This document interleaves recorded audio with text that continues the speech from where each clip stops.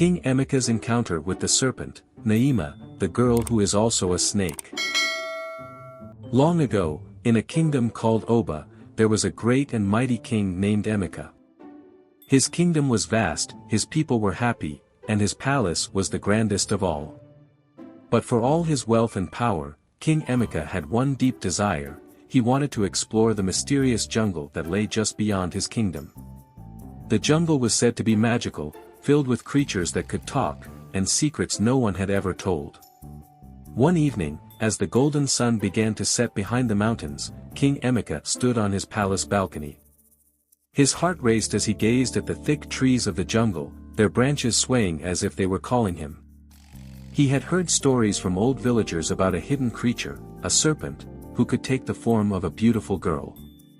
But who could believe such a tale? Could it be true that there's a girl who is also a snake? What would happen if the king met her? Unable to resist any longer, King Emeka decided that the next morning he would venture into the jungle himself. With his trusty sword at his side and his loyal guards behind him, he set out at dawn. The mysterious jungle. The jungle was unlike anything the king had ever seen.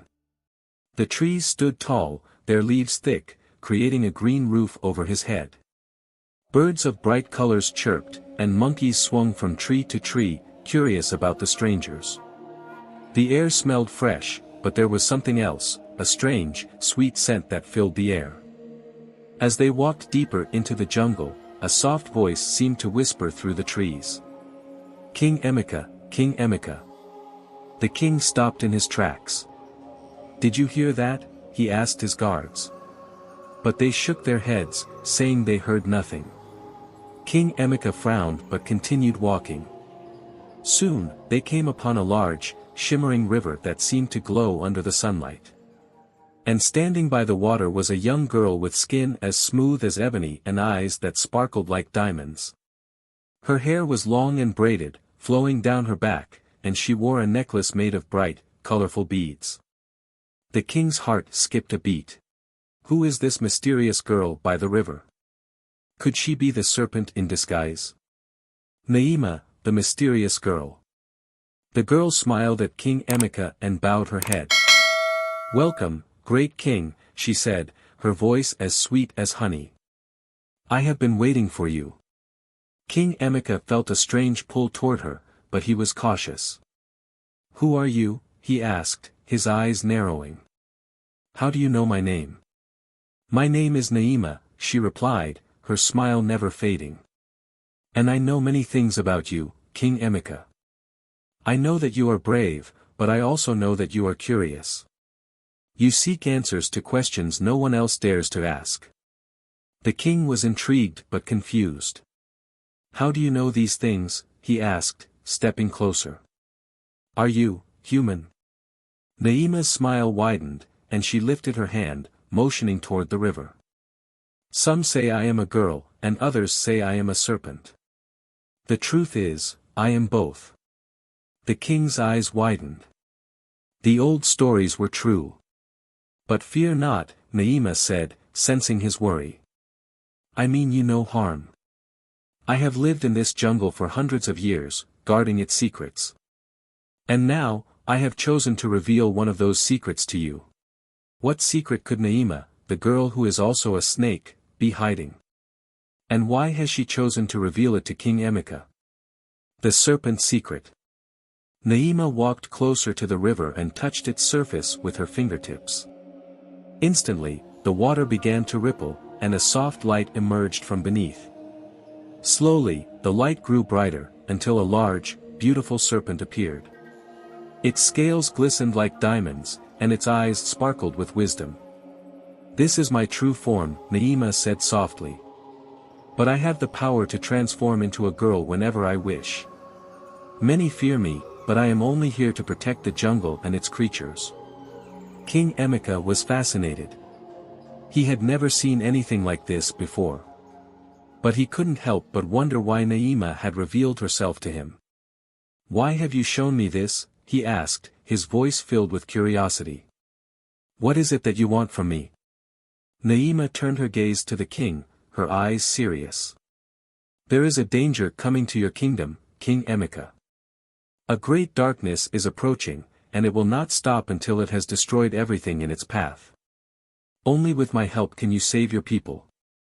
The king's heart raced. A great darkness? What could it be? What is this great danger approaching King Emeka's kingdom? And how can Naima, the girl who is also a snake, help stop it? King Emeka's heart pounded as he stared at the glowing serpent that stood before him, shimmering with magic and mystery. The words Naima had spoken echoed in his mind. A great darkness was coming for his kingdom, and only she could help him stop it. But could he trust her? After all, she was a serpent, and the old tales always warned about trusting creatures of magic. How can I believe you? King Emeka asked, gripping the hilt of his sword. You are part serpent and part human. Why would you, a guardian of the jungle, care about the fate of my kingdom? Naima's eyes softened, and she stepped closer, her voice calm and reassuring. Because, great king, if your kingdom falls, the jungle will also be lost. The darkness spares no one, human or beast. We are all connected, and if we don't stand together, we will all perish. The king's mind raced with thoughts. His people had always relied on him for protection, and now, there was this strange, magical force warning him of a threat even he couldn't see. He had to make a decision, and quickly. Will King Emeka trust Naima and accept her help? Or will his doubts lead him and his kingdom to destruction? The dark prophecy. The air in the jungle seemed to grow colder, as if the wind itself was holding its breath. Naima raised her hand, and a swirl of mist began to form in the air between them. In the mist, images flickered, images of the kingdom of Oba covered in shadow, its people crying out in fear. The fields turned to dust, and the rivers ran dry. A monstrous figure, cloaked in darkness, stood at the center of it all. This is the darkness I speak of, Naima said, her voice trembling slightly. It has no name, no form, but it devours everything in its path. It comes from the north, where the cold winds blow. It seeks power, and it will stop at nothing to claim the kingdom of Oba as its own. King Emeka stared in horror at the vision before him.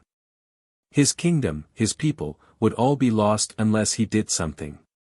He looked at Naima, who watched him closely, waiting for his answer. What must I do? The king asked, his voice barely a whisper. Naima lowered her hand, and the mist vanished. You must journey to the cave of the ancients, deep in the jungle. There, you will find a sacred stone that holds the power to protect your kingdom. But the journey will not be easy. The darkness knows you are coming, and it will try to stop you. The king straightened his shoulders, determination filling his heart. I will do whatever it takes to protect my people. I am ready. Will King Emeka be able to find the cave of the ancients before the darkness reaches his kingdom? And what dangers will he face along the way? With Naima by his side, King Emeka began his journey deeper into the jungle. The thick trees and vines seemed to close in around them, and the air grew heavier with every step they took.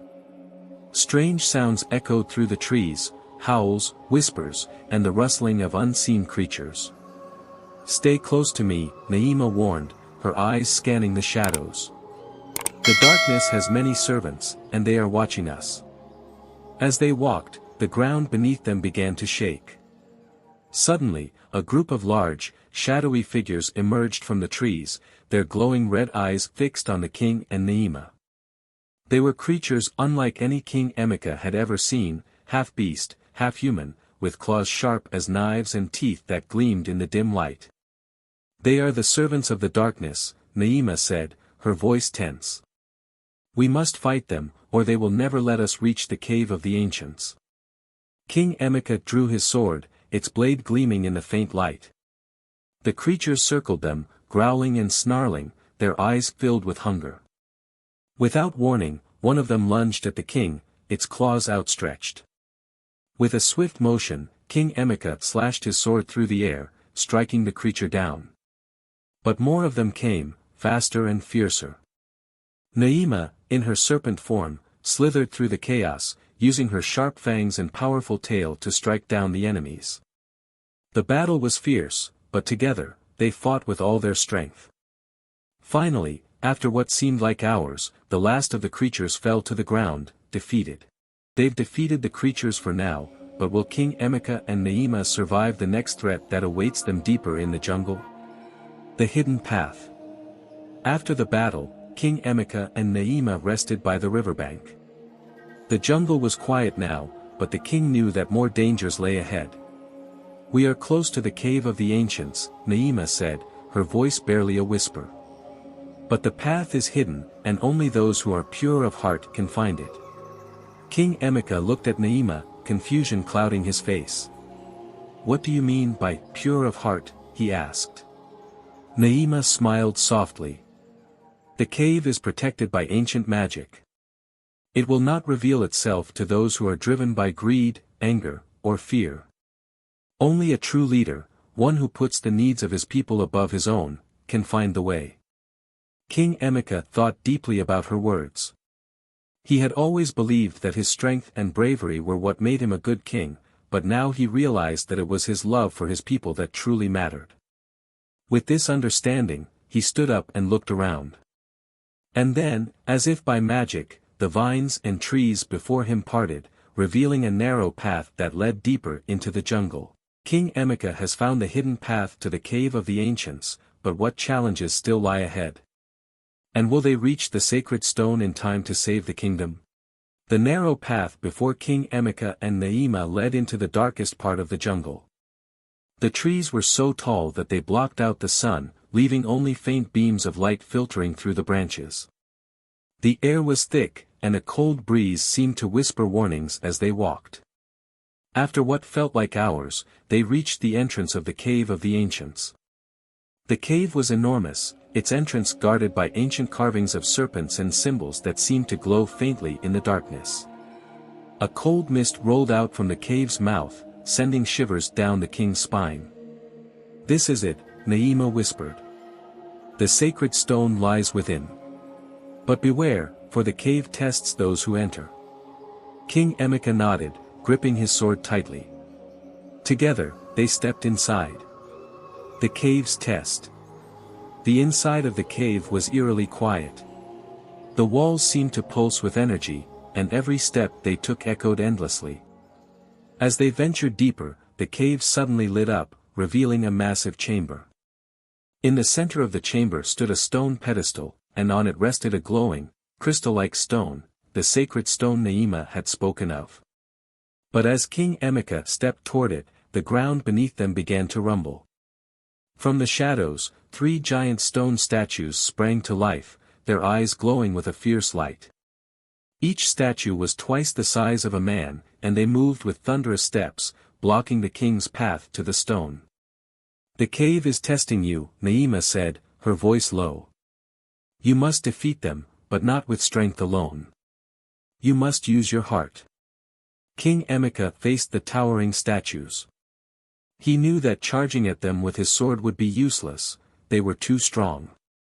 He needed to outsmart them, just as Naima had said. He remembered the old stories his grandmother used to tell him, stories about how the jungle's creatures survived not through strength, but through wisdom. Taking a deep breath, he lowered his sword and spoke calmly. "I am not here to conquer or to take what is not mine. I am here to protect my people," he said, his voice echoing through the cave. "If you are the guardians of this cave, then know that my heart is true. I seek the stone not for power, but for the safety of my kingdom." The statues paused. For a moment, the air was still. Then, as if they had heard and understood his words, the statues slowly stepped aside, clearing a path to the sacred stone. Naima smiled, her eyes gleaming with pride. "You have passed the test, King Emeka. Will taking the sacred stone finally stop the darkness, or is there one last challenge awaiting them?" The power of the sacred stone. With the path clear, King Emeka approached the pedestal. The stone glowed brighter as he reached for it, and as his hand touched its smooth surface, a surge of energy flowed through him. The stone was warm, and its light pulsed like a heartbeat. Suddenly, the walls of the cave began to tremble, and the ground shook violently. A low, ominous growl echoed through the chamber, growing louder and closer. The darkness that Naima had warned him about had arrived. From the cave entrance, a swirling black mist poured in, twisting and coiling like a living creature. It filled the chamber, and within the mist, a monstrous figure began to form, tall, cloaked in shadow, with glowing red eyes that burned like fire. "This is the darkness," Naima whispered. "It has come for the stone." The figure moved toward them, its presence heavy and oppressive. King Emeka stood his ground, the sacred stone glowing brightly in his hand. He knew that this was the final battle, the moment where he would either save his kingdom or lose it to the darkness forever. Naima shifted into her serpent form, ready to fight by his side. "We must use the stone's power, but only a true leader can command it. You must believe in yourself, King Emeka." The darkness let out a roar and charged at them. Without hesitation, King Emeka raised the sacred stone high above his head. Its light exploded in all directions, pushing back the shadows. The darkness hissed and recoiled, but it was relentless, fighting against the stone's power. With his heart full of love for his people and his kingdom, King Emeka spoke the words that came to him instinctively, as if the stone itself was guiding him. "I am King Emeka of Oba, and I stand for my people. By the power of this stone, I command you, darkness, to leave this land and never return." The stone's light grew even brighter, filling the entire cave with a blinding glow. The darkness screamed in rage, but it was no match for the stone's power. Slowly, it began to fade, its shadowy form dissolving into the air, until finally, it disappeared completely. The cave grew quiet once again. The sacred stone dimmed, its work complete. Naima transformed back into her human form, her face beaming with relief. "You did it, King Emeka.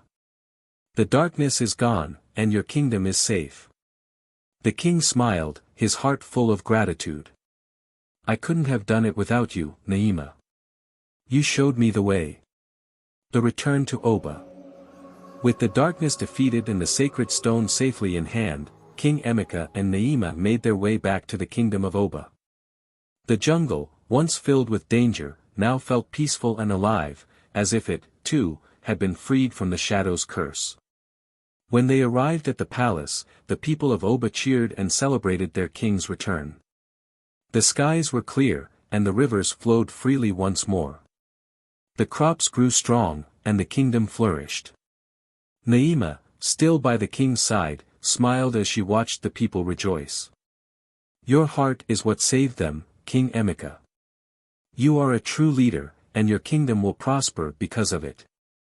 The king turned to Naima, his heart full of gratitude. "Stay with us, Naima.